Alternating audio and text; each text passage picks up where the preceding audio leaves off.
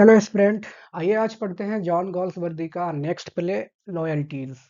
बात करते हैं सबसे पहले इसके टाइटल की। एक्चुअली ये चाहते तो वो लॉयल्टी भी लिखते, लेकिन उन्होंने लॉयल्टीज क्यों लिखा है इसके पीछे की बात कर लेते हैं। एक्चुअली इस प्ले में जो कैरेक्टर्स हैं, जो एक सोशल सिस्टम दिखाया गया है इस प्ले में, बहुत सारे कैरेक्टर्स की जो लॉयल्टीज वफादारियां हैं वो अलग अलग सेगमेंट में हैं। कोई अपनी जॉब के प्रति लॉयल है, कोई अपनी वाइफ के प्रति लॉयल है, कोई अपनी जाति के प्रति लॉयल है, कोई अपने धर्म के प्रति लॉयल है।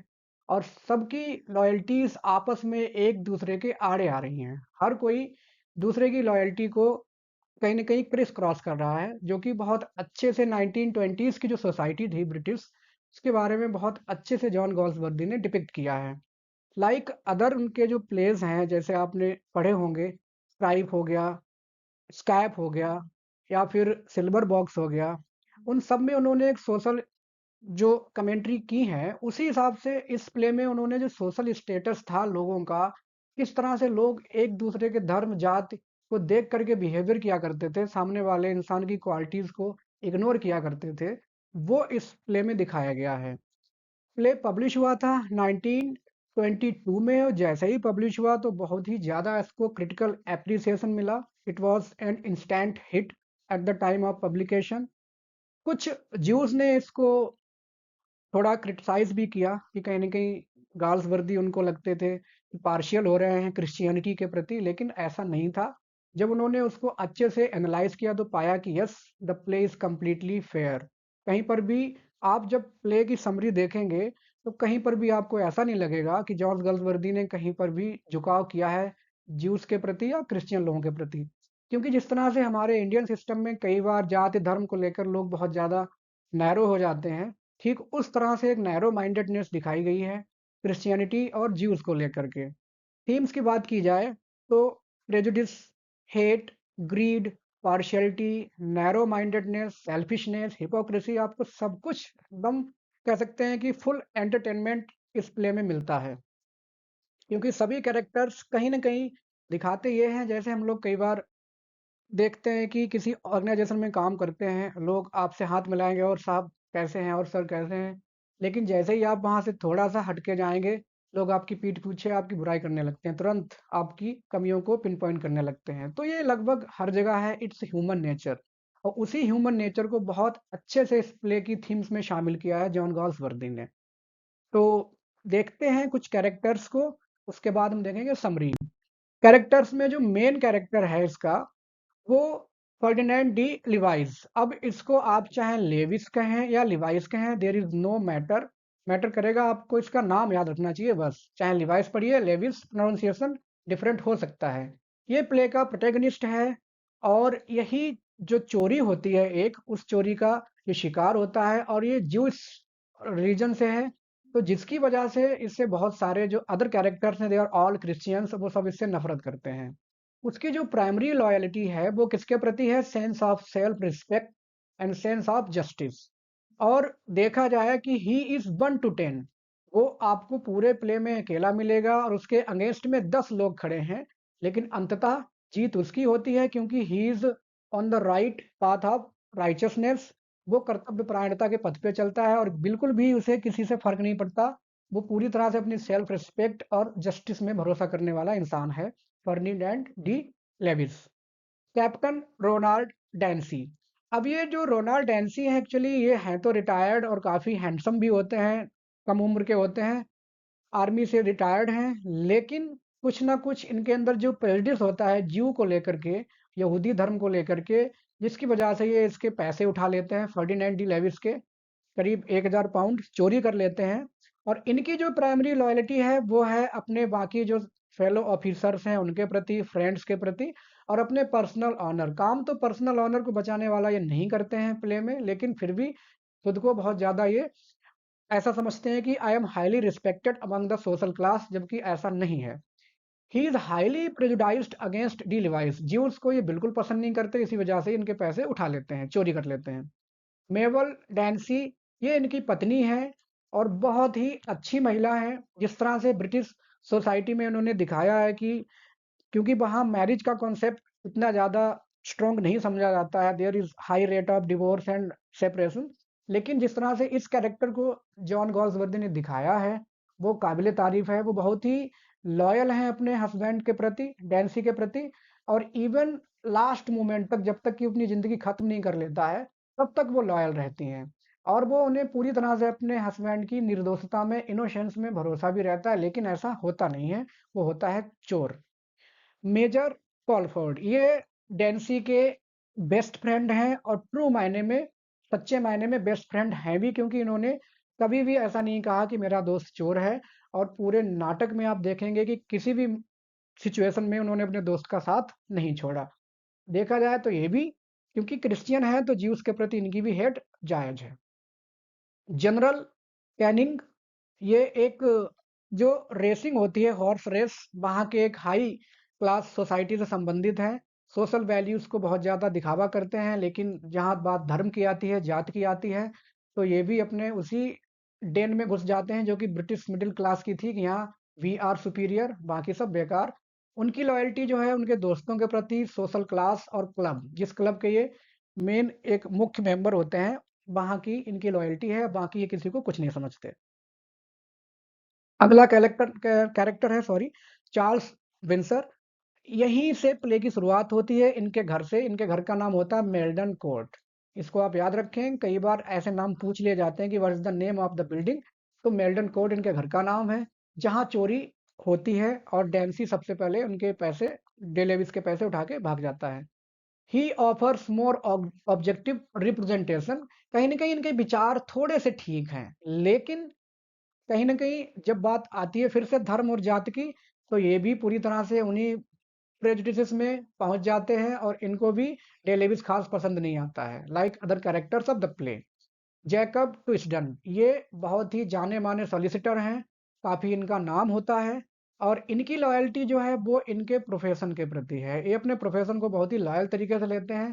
क्लाइंट अगर अच्छा है तभी अपने प्रोफ़ेशन, क्योंकि नहीं चाहते कि उनका वो हारें किसी मुकदमे को, तो ये डेंसी का मुकदमा आधे रास्ते से ही छोड़ देते हैं। जब उनको पता चल जाता है कि डेंसी चोर है, तो पूरी तरह से आगे नहीं बढ़ते हैं, और बीच रास्ते में छोड़ के चले जाते हैं, क्योंकि इनको अपना प्रोफेशन बचाना है, क्योंकि एक बार जो हार गए तो बनी बनाई साख जो है वो मिट जाएगी।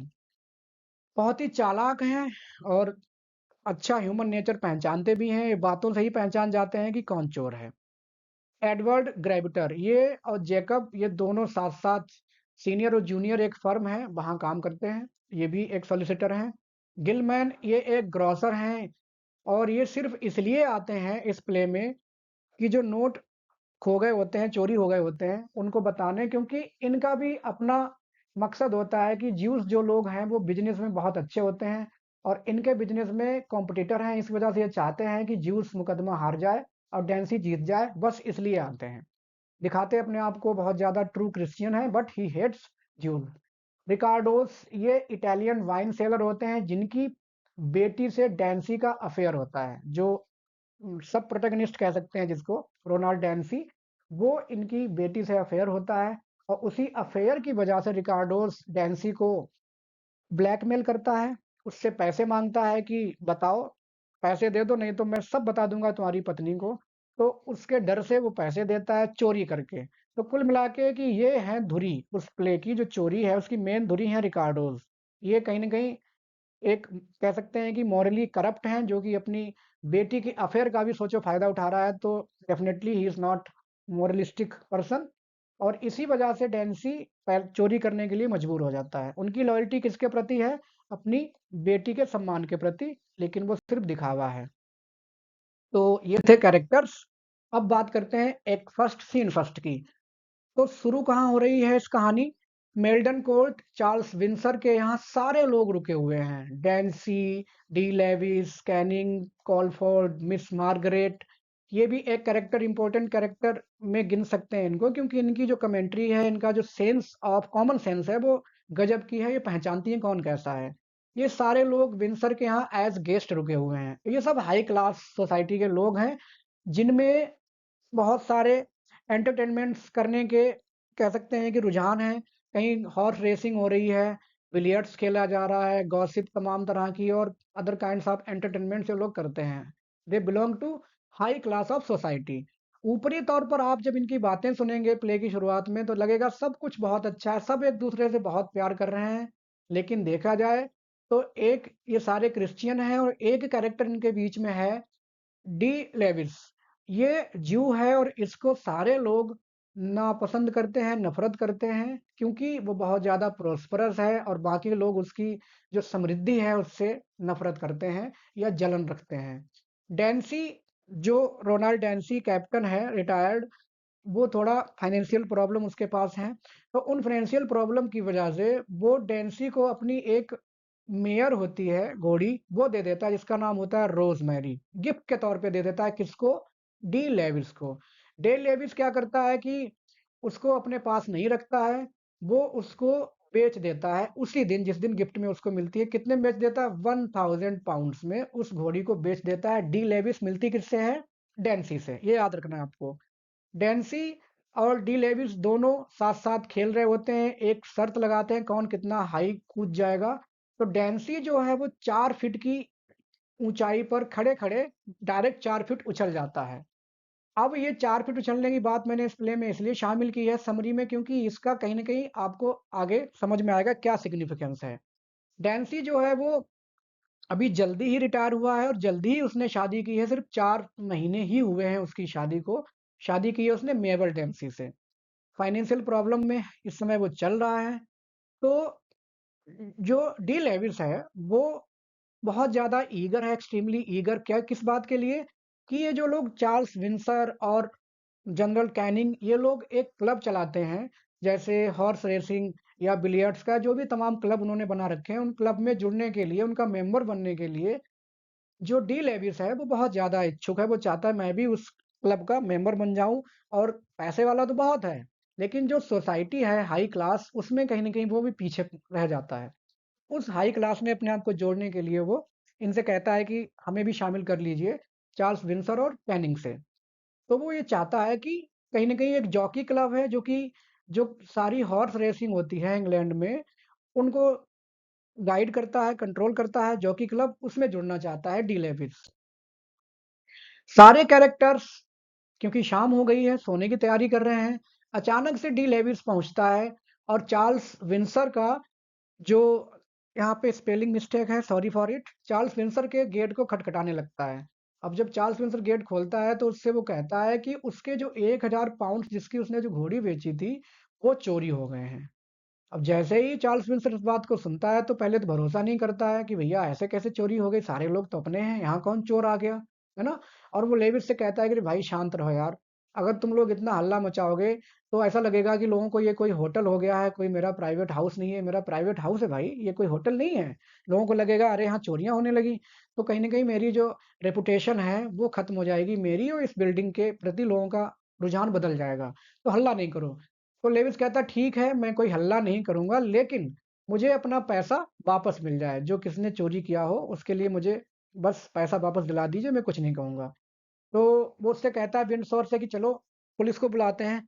तो विंडसर कहता है कि नहीं नहीं भाई, पैसा मिले या ना मिले और हम चोरी के लिए पुलिस को बुलाना ठीक नहीं है। फिर वो उससे पूछता है कि भाई किस पे तुम शक, किस पे है तुम्हें, whom ही सस्पेक्ट्स। तो सबसे पहले लेविस कहता है कि जो आपके घर के नौकर हैं, हो सकता है वही लोग चोरी किए हों। लेकिन विंसर कहता है कि नहीं नहीं, ऐसा कुछ नहीं है, क्योंकि चोर जो आप सस्पेक्ट कर रहे हो वो सर्वेंट्स हैं, वो मेरे यहाँ जब से हैं जब से वो बच्चे थे। मुझे उन पे पूरा भरोसा है, वो चोरी नहीं कर सकते। तो जनरल कैनिंग जो है वो आता है, उसको बुलाया जाता है। विंसर और ये कैनिंग अच्छे दोस्त हैं। वो भी आके यही कहता है कि भैया तुम इतना हाइलाइट क्यों कर रहे हो? तुम्हारी चोरी हो भी गई है, तो इतना हल्ला क्यों मचाया हुआ? तुमने जानबूझ के तुम हाइलाइट कर रहे हो बिन मतलब में, अननेसेसरीली तुम इस चीज़ को इतना बढ़ा-चढ़ा रहे हो। तो ये ऐसा बिहेवियर क्यों है? क्योंकि ये सारे क्रिश्चियन हैं और ये ज्यू है, तो कहीं न कहीं वो धार्मिक जो पूर्वाग्रह है इनके अंदर, उस धार्मिक पूर्वाग्रह की वजह से वो लेविस की चोरी को हल्के में ले रहे हैं। लेविस इस बात को समझ जाता है, उसको बहुत बुरा लगता है। कहता है कि ये बेकार में दिखावा करते हैं, and he feels himself hurt. Police बुलाई जाती है, डेंसी बुलाया जाता है, जो आकर के अपनी पत्नी के साथ खड़ा हो जाता है। जब उसको पता चलता है पुलिस बुलाई जा रही है, तो वो अच्छा महसूस नहीं करता। उसको लगता है कि ज़रूर कुछ ना कुछ है। वो अपने आप को थोड़ा अनईज़ी, डिस्टर्ब महसूस करता है और उसकी फीलिंग्स, हालाँकि वो एक्सटर्नल तरीके से दिखाता नहीं है कि वो समझ पाए कि वो चोर हो सकता है। वो औरों से बोल देता है कि आप लोग देखिए, पुलिस मुझे तो नहीं बुलाएगी डेफ़िनिटली, मैं तो चला सोने, और इस तरह से वो सोने चला जाता है। फिर क्या है, इंस्पेक्टर जो डीडे हैं वो आते हैं और केस को इन्वेस्टिगेट करने लगते हैं। वो अपने आप को दिखाते हैं कि मैं बहुत बड़ा एक्सपीरियंस्ड पर्सन हूँ, लेकिन ऐसा होता नहीं है, कॉमन सेंस ज़ीरो है। जो भी थियरीज़ वो बनाते हैं कि चोर ऐसे आया होगा, वैसे आया होगा, ऐसे चोरी हो गई, वैसे चोरी हो गई, वो सारी थियरीज़ जो मेंबर्स हैं, सारे कैरेक्टर्स प्ले के, वो रिजेक्ट कर देते हैं कि नहीं, नहीं ऐसा कुछ नहीं है। क्योंकि एक बार अपने जूते के ही निशान को बोलने लगता है चोर के जूते का निशान होगा, जबकि होता इंस्पेक्टर डीडे के ही जूते का निशान है। तो ये फ़नी सीन होता है कहीं न कहीं, और वो सारी थियरी रिजेक्ट कर दी जाती हैं। एक्चुअली जो विंडसर हैं, वो बहुत ज़्यादा डिस्टर्ब्ड हैं कि अगर मेरे घर की तलाशी ले ली गई तो जोखिम है इस बात का कि मेरी रेपुटेशन पूरी तरह से खत्म हो जाएगी। इंस्पेक्टर नीचे चला जाता है दूसरी जगह नौकरों से पूछताछ करने के लिए। डी लेविस अब विंडसर और कैनिंग को बताता है कि मैं जानता हूँ पैसा किसने चुराया है। तो वो किसका नाम लेता है? डैन्सी का नाम लेता है कि डैन्सी ने मेरा पैसा चुराया, क्योंकि उसको पता था कि मैंने वो घोड़ी बेच दी है 1000 रुपए में, और वो एक अच्छा जंपर है। देखिए, ये बात यहाँ पे निकल के आ गई कि वही इतनी ऊँची जंप लगा सकता है, 4 फीट तो वो यूँ ही उछल जाता है।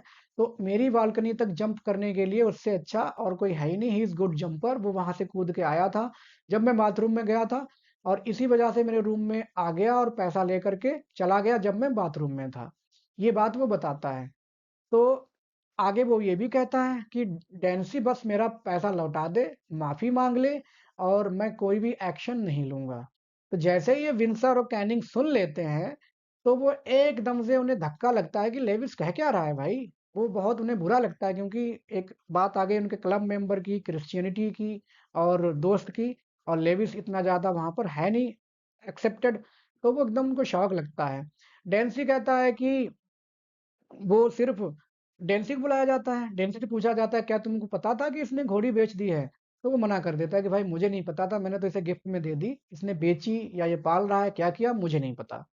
कैनिंग, तभी बात चली रही होती है, कैनिंग बाय चांस अपना हाथ डेंसी के कंधे पे रख देता है, स्लीव पे रख देता है, देखता है कि उसकी स्लीव भीगी हुई है। क्योंकि बाहर बारिश हो रही थी, और जब ये डेंसी से पूछते हैं कि क्या तुम बाहर गए? तो डेंसी कह देता नहीं, नहीं, मैं तो बिल्कुल भी नहीं गया बाहर। बाहर क्यों गया है? क्योंकि चोरी करनी थी, तो बारिश में भीग के आया। तो वो समझ जाता है कैनिंग कि इसकी जो स्लीव भीगी हुई है, तो डेफ़िनेटली यही बाहर गया, इसने ही चोरी की है, और तो कोई वजह है नहीं। भाई, रूम के अंदर इतना ज़्यादा भीगे होने का क्या मतलब है? तो कैनिंग समझ जाता है कि डेंसी ही चोर है, लेकिन वो सिर्फ़ लॉयल्टी की वजह से चुप रह जाता है। लॉयल्टी किसके प्रति है? जात के प्रति, क्योंकि वो क्रिश्चियन है, धर्म है उसका, और वो उसके क्लास से, जात से संबंधित है, तो वो चुप रह जाता है, बताता नहीं है कि मेरा शक भी कहीं न कहीं डेंसी पर है, इस बात को वो नहीं बोलता है कैनिंग। इंस्पेक्टर जब वापस आता है तो कैनिंग और विंसर दोनों टेंशन में आ जाते हैं कि कहीं ऐसा तो नहीं लेविस अपने सस्पिशन के बारे में इंस्पेक्टर को बता दे, और पूरा जो है भांडा फूट जाएगा, एकदम स्कैंडलस इंसिडेंट बन जाएगी मेरे घर के ऊपर। लेकिन वो उसको नहीं बताता है। डी लेविस चुप रहता है, कहता है कोई बात नहीं, देखा जाएगा। इंस्पेक्टर चला जाता है। अब कैनिंग और विंसर दोनों डिस्कस करते हैं चोरी को, कि डेफिनेटली डेंसी ही इन्वॉल्व है और चोरी उसने ही की है। अब उनको यकीन हो जाता है कि वो चोर है, लेकिन क्योंकि उनकी लॉयल्टी उसके प्रति है, इस वजह से क्लास, रिलीजन एंड रेस, ये 3 जो लॉयल्टीज़ हैं, 3 वफ़ादारियाँ हैं, जाति, धर्म और उसके मतलब जो स्टेटस है उसको लेकर के, तो वो चुप रहने का सोचते हैं। अब वो ये भी प्लानिंग करते हैं कि किस तरह से डी लेविस को ब्लैकमेल किया जाए, इसका मुँह बंद रखा जाए, नहीं तो हमारा पूरा सोशल जो स्टेटस ग्रुप है, वो पूरी तरह से बदनाम हो जाएगा। वो उससे कहते हैं, देखो भाई डी लेविस, तुम चाहते हो कि जॉकी क्लब के मेंबर बन जाओ, ठीक है, हम तुमको बनवा देंगे, और इसके लिए तुम्हें क्या करना पड़ेगा? तुम्हें चुप रहना पड़ेगा। अगर तुमने ऐसी एलिगेशंस लगाए, तो बाकी 2 मेंबर्स, 2 ग्रुपों के तुम मेंबर्स जो हो, हम तुम्हें उससे भी निकलवा देंगे। धमकी दे देते हैं। इसके अलावा तुम्हें जॉकी क्लब के लिए सेलेक्ट भी करवा देंगे, अगर तुम चुप रहे, तुम्हें बस चुप रहना है। तो लेविस कहता है, चलो ठीक है, मैं मान लेता हूँ, मैं जब तक नहीं बोलूँगा जब तक कि मुझे कोई प्रूफ़ ना मिल जाए। वो ये नहीं कहता कि मैं नहीं बोलूँगा, वो ये कहता है कि जब तक नहीं बोलूँगा मुझे पक्का सबूत नहीं मिल जाएगा, अगला जो एक्ट सेकंड शुरू होता है इसका, करीब 3 हफ्ते बाद ये सीन शुरू होता है। लॉर्ड सेंट अर्थ, विंडसर, कैनिंग, ऑगस्टस बोरिंग और कॉलफोर्ड, ये सारे लोग एक क्लब में इकट्ठे हैं और ब्रिज का खेल खेला जा रहा है, जो कि एक ताश का खेल होता है शायद। अचानक से लॉर्ड अर्थ बताते हैं विंसर और कैनिंग को कि डी लेविस जो है वो जॉकी क्लब का इलेक्शन जो हुआ था उसमें नहीं चुना गया। He is not elected as the member of the jockey club. जैसे ये खबर मिलती है तो कैनिंग और विंसर दोनों बहुत ज्यादा दुखी हो जाते हैं। उनको लगता है अरे ये मैंने क्या कर दिया, हम लोग तो उनको लेविस को इस वजह से चुप कराया था कि हम तुम्हें इलेक्शन जितवा देंगे, तुम सेलेक्ट बन हो जाओगे एज मेंबर, लेकिन ऐसा तो हुआ ही नहीं है। तो उनको ये टेंशन हो जाती है क्योंकि मेंबरशिप के दम पे ही चुप रहने के लिए बोला था, अब वो ऐसा हुआ नहीं। इसके अलावा जो रोज मैरी जो उसने बेची थी डी लेविस ने, वो जाकर के हॉर्स रेसिंग जो होती है कंपटीशन, वहां जीत गई। वो रेस जीत गई तो उसको बहुत ज्यादा पैसा मिला, जिसने खरीदी थी केंट मैन ने। तो डे लेविस ने जब सुना होगा तो उसे इस बात का पश्चाताप हुआ होगा कि मैंने ये क्यों बेच दी, क्योंकि वो थोड़ा वर्ल्डली माइंडेड, डे लेविस जो है वर्ल्डली माइंडेड इंसान है, पैसे के पीछे भागने वाला इंसान है। तो उसको बुरा लगा। डैन्सी एंड डी लेविस भी इस क्लब में मौजूद हैं। 3 हफ्ते बाद चीजें आराम से चली रही हैं, डी लेविस ने बहुत ज्यादा हल्ला नहीं किया। लेकिन जैसा उसको पता चलता है कि वो रिजेक्ट हो गया उसकी मेंबरशिप, तब वो कहता है अब मेरे चुप रहने से क्या फायदा है। तो वो एक्सट्रीमली एंग्री हो जाता है। उसको उम्मीद थी कैनिंग विंडसर उसको सेलेक्ट करा देंगे, लेकिन ऐसा नहीं हुआ। तो वो चिल्लाने लगता है और ओपनली कहने लगता है क्लब में कि भाई डैन्सी ने ही मेरा पैसा चुराया था, मुझे डैन्सी पे ही पूरा शक है। तो जितने मेंबर्स हैं, विंसर, कैनिंग, कॉलफोर्ड, वो सब नाराज हो जाते हैं डी लेविस से, कहते हैं भाई तुम ये खुला आरोप लगा रहे हो, इसका तुम्हारे पास सबूत क्या है। तो कैनिंग विंसर लॉयल हैं उसके प्रति, डेंसी के प्रति। तो वो चिल्लाने लगते हैं डी लेविस से कि तुम जो खुला आरोप लगा रहे हो गलत कर रहे हो, ऐसा नहीं होना चाहिए और ये तुम्हारा बहुत गलत आरोप है। विंसर उसको कहता है कि ये बेनेमस, बेनेमस का मतलब क्या है, बहुत ही जहरीला यंग मैन है। डी लेविस को बहुत जहरीला यंग मैन बता देता है। लॉर्ड अर्थ जो है वो कहते हैं कि भाई देखो, अगर तुम नहीं माने तो बचे हुए 2 क्लब हैं, उनका भी मैं तुम्हें मेंबर नहीं बनने दूंगा। तो डी लेविस कहता है कि भाड़ में जाए तुम्हारा क्लब, मैं खुद ही रिजाइन देता हूँ। और वो खुद ही रिजाइन दे देता है और ये सारे लोग एक साथ एक तरफ हो जाते हैं। डी लेविस हो जाता है कि मैं खुद ही रिजाइन देता हूँ, नहीं चाहिए मुझे तुम्हारा क्लब, क्योंकि तुम लोग जो हो जस्टिस के अगेंस्ट हो और तुम सारे के सारे प्रेजुडाइज्ड हो, पूर्वाग्रह से ग्रसित हो, भाड़ में जाओ तुम लोग, ऐसे बोल के चला जाता है। फिर क्या है, वो सब उसको धमकी देते हैं कि तुमने इतना ज्यादा उसका नाम उछाल दिया डेंसी का, तुम्हारे खिलाफ मानहानि का मुकदमा हो जाएगा और तुमको जेल हो सकती है, तुम फॉल्स एक्यूजेशन लगा रहे हो डेंसी के ऊपर। लेकिन जब डेंसी को बुलाया जाता है तो वो बहुत शांति से सुनता है, कोई एग्रेशन नहीं दिखाता और डी लेविस को बोलता है कि यू आर डैम्ड ज्यू, मतलब तुम सब सारे के सारे, डैम्ड का मतलब क्या है, शापित हो।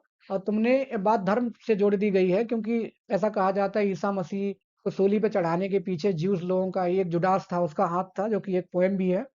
लेकिन वो कहता है कि जब भी मेरा मन करेगा तो मैं कभी भी इस मैटर को सेटल कर दूंगा किसी भी हथियार से। वो धमकी दे रहा है एक तरह से डी लेविस को। तो बाकी सब समझाते हैं कि नहीं नहीं, ये इस तरह से मुकदमा मामला नहीं सुलटाना है, ये तो गलत तुम कह रहे हो। तो डी लेविस भी बदले में उसको कहता है कि तुम चोर हो, और ये भी कहता है कि मेरी जो जाति है वो जो है क्रिश्चियनिटी से पुरानी है और हम ही लोगों से ईसाई धर्म का जन्म हुआ है, और जब तुम लोग सारे के सारे सैवेज थे, तुम सबके सब जानवरों की तरह थे, अभद्र थे, असभ्य थे, तब से हम लोग जीवित हैं। और मैं इस बात का मुझे गर्व है कि आई एम अ ज्यू, आई एम प्राउड ऑफ इट। फिर वो गुस्से में सबको फेयरवेल करके चला जाता है। जब वो चला जाता है तो डी लेविस के बाद उस क्लब में एकदम शांति हो जाती है। सारे लोग सस्पेक्ट तो करने लगते हैं कहीं ना कहीं कि डेंसी ने कुछ तो किया है, चोरी वोरी। 2 लोगों को तो पक्के से पता है, विंसर और कैनिंग को। बाकी कॉलफोर्ड, अर्थ और मार्गरेट, ये सारे लोग कहने लगते हैं कि कुछ तो लफड़ा है, क्योंकि डेंसी ने कोई बहुत ज्यादा कुछ कहा नहीं है। लेकिन due to religion, race, caste, class, इसकी वजह से वो सब अपना सपोर्ट सिर्फ डेंसी को देने के लिए तैयार हैं कि ठीक है जो भी हो हम सपोर्ट करेंगे।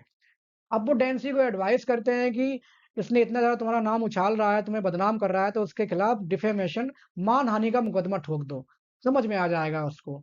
डेंसी कुछ देर के लिए शांत रहता है, कहता है देखूंगा, मेरे पास इतना पैसा नहीं है मुकदमा लड़ने का, मैं देखूंगा बाद में। एक्ट सेकंड का जो सीन सेकंड है, ये डेंसी के फ्लैट में होता है सुबह को। मार्गरेट ओम और मेबल, जो डेंसी की वाइफ है, ये बैठी हुई हैं, बात कर रही हैं। मार्गरेट मेबल को बताती है उस पूरे मुकदमे, पूरे मामले के बारे में। जब वो सुनती है मेबल, तो उसको बहुत सरप्राइज होता है कि डेंसी ने तो मुझे कुछ बताया ही नहीं कि उसके साथ इतना सब कुछ हो रहा है, और वो सरप्राइज होती है।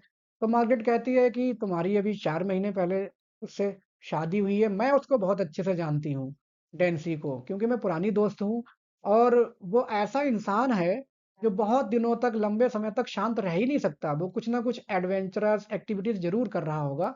ये इस टाइप का उसका कैरेक्टर है। मार्गरेट उसको ये भी बताती है कि क्लब मेंबर्स जो हैं, वो कुछ लोग सपोर्ट भी करते हैं, कुछ लोग पीठ पीछे डेंसी को चोर भी बता रहे हैं, पूरा सपोर्ट नहीं है। तो मेबल कहती है कि I don't like half hearted friends, loyalty comes before everything. ये स्टेटमेंट कई बार एग्जाम में पूछा गया है, तो आप याद रखेंगे। लॉयल्टी कम्स बिफोर एवरीथिंग, सबसे पहले वफादारी आती है, और हाफ हार्टेड फ्रेंडशिप नहीं होनी चाहिए। तभी एक लेडी एडेला हैं, वो भी आ जाती हैं, और वो सिचुएशन को और ज़्यादा गंभीर बना देती हैं। वो बता देती हैं आकर के कि डी लेविस जो है, वो चोरी का मुकदमा डालने वाला है डेंसी के खिलाफ। मेबल बेचारी बहुत सीधी सच्ची होती है, तो वो डर जाती है, डेंसी को फ़ोन करने के लिए उठ के चली जाती है। जब ये अकेली रह जाती हैं दोनों, मार्गरेट और एडेला, तब वो बात करती हैं कि डेंसी ने ही चोरी की है, और ये बात गलत है। लेकिन कोई बात नहीं, मेबल वापस आती है फ़ोन करने के बाद, जो कि डेंसी से बात नहीं हो पाई। तो मेबल को सजेस्ट करती हैं कि तुम लोग, एक वकील हैं बहुत जाने-माने, मिस्टर जैकब ट्विस्डन, उनको तुम हायर कर लो, क्योंकि वो बहुत एक्सपीरियंस्ड हैं और वो इस सिचुएशन में डेंसी की हेल्प कर सकते हैं। तभी अचानक डेंसी आता है, मेबल उसको उठ कर के किस करती है, लेकिन डेंसी बहुत ही रूड तरीके से कोई रिस्पॉन्ड नहीं करता है, और वो ऐसे दिखा रहा है जैसे कि उसको गलत फँसाया जा रहा है, जबकि वो ऑलरेडी चोरी कर चुका था। डेंसी कहता है मेबल से, मार्गरेट और एडेला चली जाती हैं। तब डेंसी मेबल से कहता है कि चलो भाग चलते हैं नैरोबी, जो कि केन्या में है। वहाँ हम एक नई एडवेंचरस लाइफ स्टार्ट करेंगे। तो मेबल कहती है अगर हम चले गए तो लोगों को लगेगा कि हम भाग गए हैं, क्योंकि कोर्ट केस के डर से। तो डेविड डी लेविस कहता है कि सॉरी, ये डेंसी कहता है कि हम डरते नहीं हैं किसी से, और लोगों की थिंकिंग से हमें फ़र्क नहीं पड़ता है। ये बात कर ही रहे होते हैं, तभी डी लेविस आ जाता है उनके घर पे। क्यों आ जाता है? क्योंकि ये डेंसी जो भी गायब था, ये डी लेविस के घर पे गया हुआ था उसको ढूँढने। तो आके वो कहता है डी लेविस कि देखो, मैं इसलिए यहाँ पे आया हूँ कि मुझे तुम्हारे से डर नहीं है, और इसलिए मैं आया हूँ, तुम ये मत सोचना कि मैं तुमसे डर रहा हूँ, है ना? क्योंकि तुम मेरे घर पे गए थे मुझे तलाश करने, बोलो क्या बात है? दोनों आपस में बात करने लगते हैं, और बहुत ज़्यादा हॉट वर्ड्स का एक्सचेंज होता है, एकदम फुल ऑफ एग्रेशन। अगर मेबल यहाँ पर ना होती, तो शायद उसी दिन दोनों की हाथापाई हो जाती, इस कपल कुश्ती हाथापाई हो जाती। डेंसी जाता है रूम के अंदर और एक अपॉलजी लिख के ले आता है, और कहता है डी लेविस से कि ये लो, इस पे साइन करो। तो डी लेविस कहता है भाई मैं क्यों साइन करूं, कौन हो तुम, है ना? और यहाँ पे एक्चुअली डेंसी नहीं है, डी लेविस है, वो विरोध करता है साइन करने का। यहाँ पर आप डी लेविस पढ़िएगा कि वो कहता है मैं क्यों साइन करूं भाई अपॉलजी पे, तुम बड़े काबिल हो, खुद ही लिख के ले आए, खुद ही मुझको चोर बता रहे हो, ये नहीं होना। तो डेंसी जब नहीं चलता, उसकी चाल नहीं चल रही है डी लेविस पे, तो चिल्लाने लगता है उससे, उसको कहता है भाग जा मेरे घर से, उसको कॉलिंग हिम स्वाइन, उसको सुअर बोलता है कि भाग यहाँ से, तो बहुत ये ऐसे वैसे बोल देता है। तो डी लेविस जो है चला जाता है उसके घर से। और जब डी लेविस चला जाता है, डेंसी अपनी पत्नी से पूछता है कि क्या तुम्हें भरोसा है कि मैं इनोसेंट हूँ? अब क्योंकि बेचारी वो खुद इतनी इनोसेंट है, तो वो कहती है हाँ, मुझे पूरा भरोसा है कि आपने चोरी नहीं की होगी, क्योंकि she is completely loyal, she has loyalty for her husband. Dancy doesn't tell her truth, और वो अभी भी कमीना उसको नहीं बता रहा है कि हाँ, मैं ही चोर हूँ, मैंने ही चोरी की हुई है, और उसकी लॉयल्टी का गलत फायदा उठा रहा है अपनी पत्नी की। एक्ट थर्ड का सीन फर्स्ट, ये शुरू होता है 3 महीने बाद, क्योंकि ये अभी तक चीजें शांत तरीके से चल रही थी, लेकिन डेंसी ने क्या किया है, खुद ही मुकदमा डाल दिया है, किसके खिलाफ? डी लेविस के खिलाफ, डिफेमेशन का। देखिए, चोरी का मुकदमा डी लेविस ने अभी भी फाइल नहीं किया था, मुकदमा भी फाइल किया है डेंसी ने, क्योंकि उसको लगता था कि मैं तो पकड़ा ही नहीं जाऊंगा, मेरे खिलाफ कुछ ऐसा सबूत मिलेगा ही नहीं। ये सोच के उसने खुद ही मानहानि का मुकदमा डी लेविस के अगेंस्ट फाइल कर दिया, और उसने उन्हीं वकीलों को, ट्विस्टन और ग्रेविटर, इन दोनों को हायर किया है, क्योंकि अच्छे जाने माने वकील हैं। ये सीन कहाँ का है? इन दोनों के ऑफिस का, ट्विस्टन और ग्रेविटर के। एक मिस्टर गिलमैन है, एक ग्रॉसर हैं, वो आ जाते हैं इस केस के बारे में सुन करके। और वो आते हैं क्यों? सिर्फ ये बताने कि मेरी सिर्फ मॉरल ड्यूटी है, out of sense of duty मैं यहाँ आया हूँ मदद करने डैन्सी की, क्योंकि वो क्रिश्चियन है और मैं ज्यूस से नफरत करता हूँ, तो क्रिश्चियन जो है वो जीत जाए, ये इनकी ड्यूटी है। तो कहीं न कहीं ये भी वही क्लास सोशल जो प्रेजुडिस है उसको लेकर के आए हैं। विंसर और मार्गेट भी आ जाते हैं और वो बताते हैं ट्विस्डन को, वो कहते हैं कि केस ने पूरे इंग्लैंड में सेंसेशन मचा रखी है, इतना सेंसेशन इससे पहले किसी केस से नहीं फैला जितना इससे फैला हुआ, सनसनी फैली हुई है। सारे के सारे ज्यूस जो हैं वो सपोर्ट कर रहे हैं डी लेविस को और क्रिश्चियन सपोर्ट कर रहे हैं टेंसी को। मतलब पूरा मामला धर्म का हो गया, जैसे कई बार हिंदू मुस्लिम मुकदमे हो जाते हैं कुछ नैरो माइंडेड लोगों में, ठीक उसी हिसाब से यहाँ पर क्रिश्चियनिटी और ज्यूज़ इन दोनों के खिलाफ ईसा मसीह और सॉरी ईसाई और यहूदी, ये मामला बन के रह गया है। तो विंसर ट्विस्डन को बताता है कि जो घटना हुई थी गीली आस्तीन वाली, कि वो ना पूछे उससे, क्योंकि अगर वो पूछेगा तो कैनिंग ने सबसे पहले देखा था और कैनिंग बहुत ही सच्चा इंसान है, वो झूठ नहीं बोलेगा, वो बता देगा कि उसने शक किया था डेंसी पे। जैसे ही विंसर ये बात ट्विस्टन को पता चलती है विंसर से, तो ट्विस्टन को भी सस्पेक्ट हो जाता है, शक हो जाता है कि डेंसी ही चोर है कहीं न कहीं, और वो इस बात को देख करके, सुन करके थोड़ा दुखी हो जाता है, क्योंकि वो हारना नहीं चाहता मुकदमा। अब ट्विस्टन जो है उस गिलमैन को बुलाता है जो कि पहले से इससे मिलने आया हुआ था। अब वो जैसे ही उसको मिलाता है तो गिलमैन कहता है कि मेरे पास 2 नोट हैं, वो नोट जिनका नंबर पुलिस ने अखबार में छपवा दिया है कि ये 2 नोट चोरी के नोट हैं। नोट का जो नंबर रहता है नोट के ऊपर, वो नंबर पुलिस ने न्यूज़पेपर में छपवा दिए थे और गिलमैन को वो नोट मिलते हैं। तो ये तो एक सबूत मिल गया एक तरह से कि वो नोट कहाँ से गिलमैन को कहाँ से मिले। तो गिलमैन बताता है कि ये नोट मुझे रिकार्डो से मिले हैं। रिकार्डो कौन है? एक इटालियन वाइन सेलर है, जिससे मुझे ये नोट मिले हैं। वो मेरा पुराना ग्राहक है, एक दिन मेरी दुकान पे आया था और वो नोट जो नंबर है वो मुझे मिल गया है। जो न्यूज़ में छपे थे, पुलिस ने छपवाए थे चोरी के। तो गिलमैन जो है वो चाहता है कि किसी तरह से डैन्सी की मदद हो जाए। गिलमैन को एक्चुअली नहीं पता होता है कि डैन्सी ने ही चोरी की है, तो वो आया तो मदद करने हैं, लेकिन हो जाता है उल्टा। कहीं न कहीं वो डैन्सी को आके फँसा देता है। वही सबूत, पक्का सबूत बाद में साबित होगा। क्योंकि वो ज्यूस से नफ़रत करता है, वो उसके बिज़नेस कॉम्पिटिटर हैं, तो वो चाहता है डैन्सी जीते और डी लेविस हार जाए। तो उसकी जो लॉयल्टी है वो उसकी सेल्फिशनेस से, उसके मतलबीपन से भरी हुई है। Loyalty is not pure. Ricardos बुलाया जाता है। रिकार्डो जब बुलाया जाता है, तो सबसे पहले तो वो मना कर देता है कि भाई मुझे कुछ नहीं पता, ना इस केस के बारे में, ना उन नोट के बारे में मुझे कुछ नहीं पता है।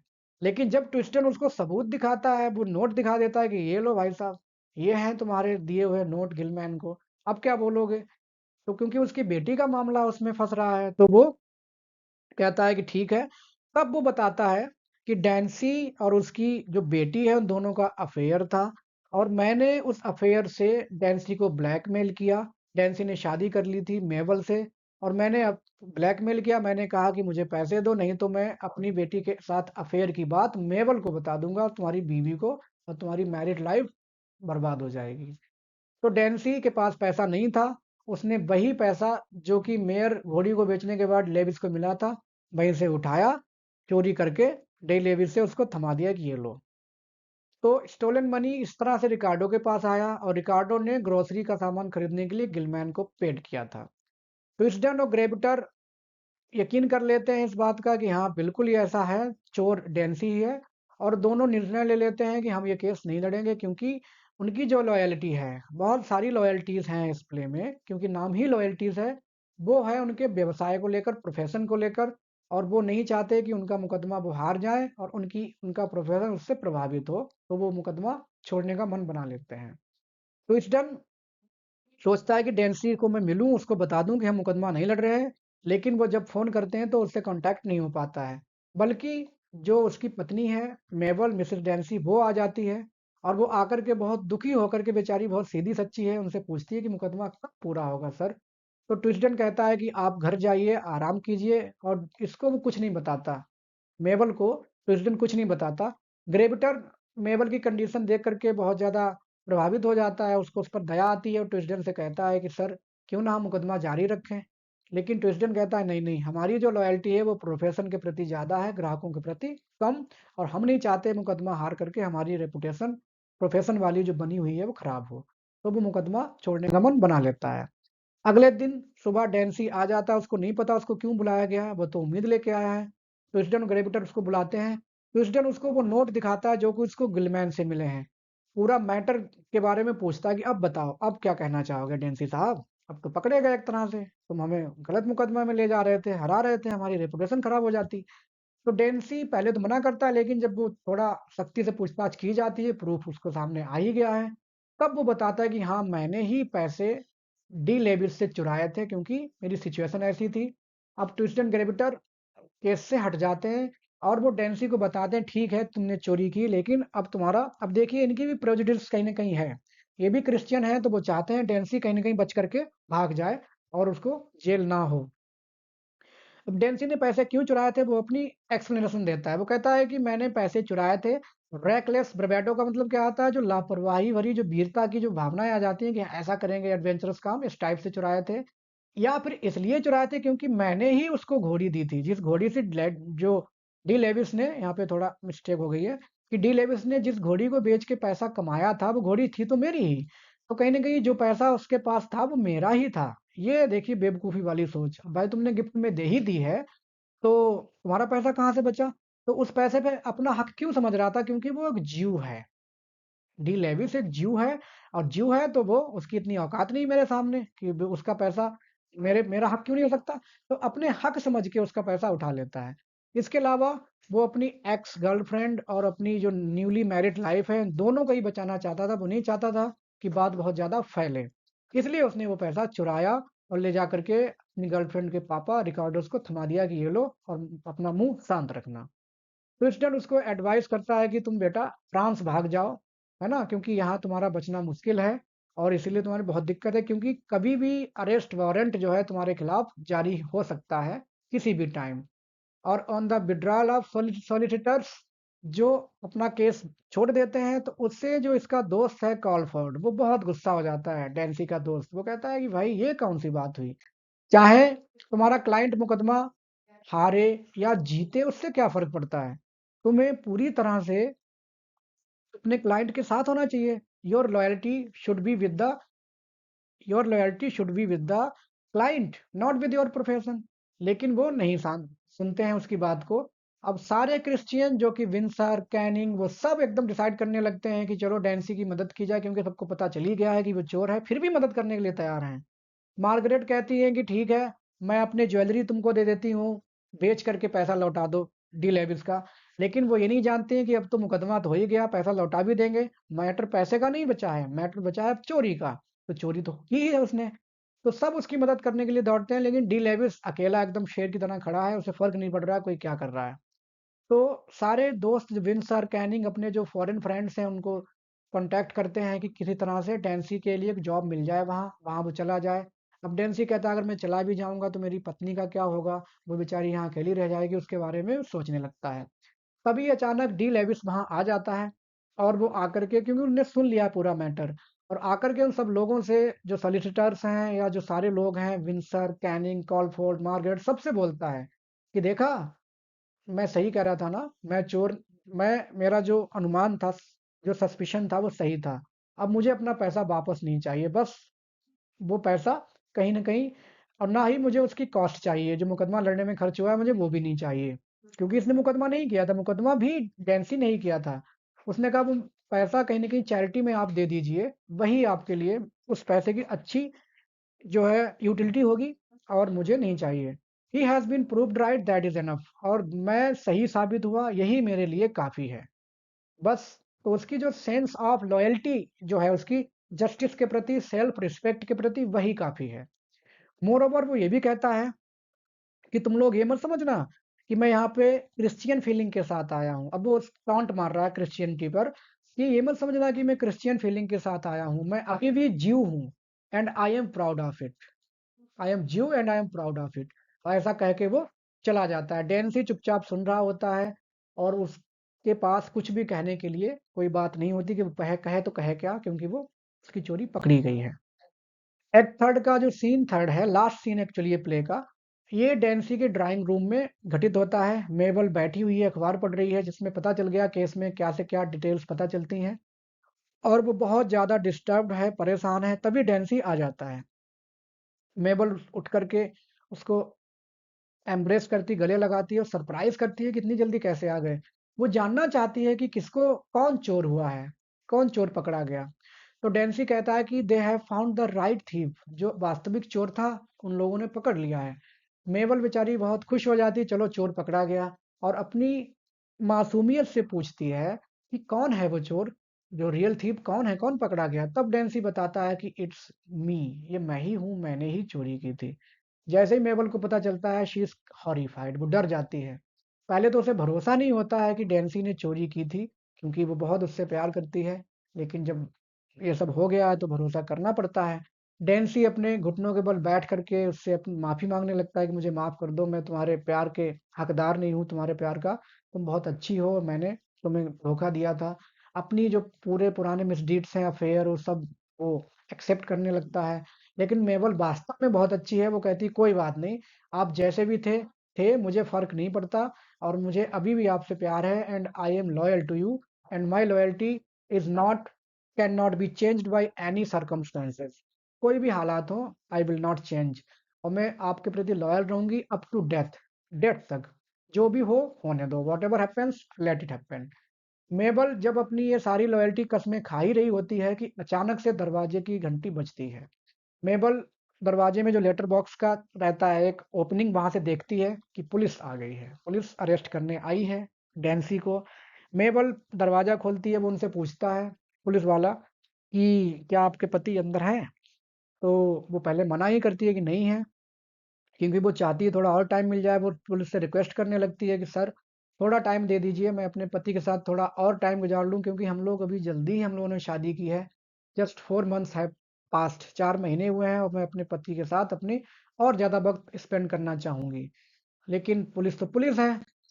वो इंस्पेक्टर उसकी सारी पैथेटिक अपील को मना कर देता है, टर्न्स डाउन कर देता है, क्योंकि वो डिटरमाइंड है अपने अरेस्ट करने के लिए, और वो भी लॉयल है। ही ऑल्सो हैज लॉयल्टी, किसके प्रति, to his duty. There are lots of loyalties in the play. तो डैन्सी भाग करके कमरे में जाता है और दरवाजा बंद कर लेता है। मेबल कोशिश करती है अपने इंस्पेक्टर से फिर से कि अपने पति के साथ थोड़ा और टाइम मिल जाएगा, प्लीज प्लीज प्लीज मान जाइए, अभी अरेस्ट मत कीजिए। लेकिन वो नहीं सुनता है, वो दरवाजा खटखटाने की कोशिश करता है कि खोले किसी तरह से। तभी अचानक से अंदर से एक आवाज आती है। वो आवाज क्या है, पिस्टल शॉट, गोली चलने की। मेबल जो है दौड़ती है रूम के जहां से आवाज आई है, बेडरूम, और उसके पीछे कौन कौन दौड़ता है, इंस्पेक्टर, मार्गरेट और कॉलफोर्ड, जो कि जस्ट अभी अभी आए थे। तब वो जानते हैं कि डैन्सी ने अपने आप को गोली मार ली है। मेबल ये देख कर बेहोश हो जाती है। मार्गरेट और कॉलफोर्ड उसको संभालने लगते हैं। तभी जब वो मर जाता है डैन्सी, तो मार्गरेट उससे कहती है, डैन्सी का एक स्टेटमेंट कहा करता था वो कभी, कि अ पिस्टल कीप्स फेथ, कि लोग भले ही भरोसा ना रखें, भले ही लोगों की लॉयल्टी खत्म हो जाए, लेकिन पिस्टल जो है वो अपना भरोसा कभी तोड़ती नहीं है ना। वो भरोसा रखती रखती है, उसका भरोसा नहीं टूटता है। तो मार्गरेट का ये स्टेटमेंट इस पूरे प्ले का एक सेंस या सारांश इसमें शामिल है, थीम शामिल है। क्या, कि one should of course be loyal, अच्छी बात है वफादारी, अपने धर्म जाति सबके प्रति वफादार रहो, अच्छी बात है, लेकिन it should be with in limits, लेकिन इसकी भी एक मर्यादा, एक दायरा होना चाहिए। It should not cross the boundaries, और जब एक्सेस में हो जाएगी कोई भी लॉयल्टी, कोई भी चीज, तो डेफिनेटली ये दूसरों के लिए बाधा बन जाएगी। उसके दोस्त डैन्सी के जो थे, वो जानते थे कि डैन्सी ने चोरी की है, जान गए थे। और अगर उन्होंने समझाया होता डैन्सी को कि कोई बात नहीं, आप मान लो अपनी गलती और पैसा लौटा दो, तो सब कुछ सही हो जाता। लेकिन उन्होंने कुछ नहीं कहा। In spite of they all motivated him to file the case of defamation, कि भाई मुकदमा कर दो, ये कर दो, वो कर दो, लॉयल थे। लेकिन वो अच्छी लॉयल्टी नहीं थी। तो उनकी झूठी लॉयल्टीज की वजह से जो डैन्सी है, और जो हालात बन गए ऐसे कि उसकी ट्रेजिक डेथ हो जाती है। तो इस तरह से लॉयल्टीज जो थी, वो एक दूसरे के प्रति इस तरह से तबाह करने वाले एलिमेंट्स थे लॉयल्टीज के नाम पे, जो कि इस प्ले में दिखाया है जॉन गॉल्सवर्दी ने। बहुत अच्छा प्ले है सोशल कमेंट्री के हिसाब से। ये थी इस प्ले की हिंदी समरी और बाकी जो पॉइंट्स मैंने बताए हैं। उम्मीद है आपको वीडियो अच्छा लगा है। आप चैनल को लाइक, सब्सक्राइब, शेयर कर सकते हैं। मिलते हैं किसी नेक्स्ट टॉपिक में। Thanks for watching.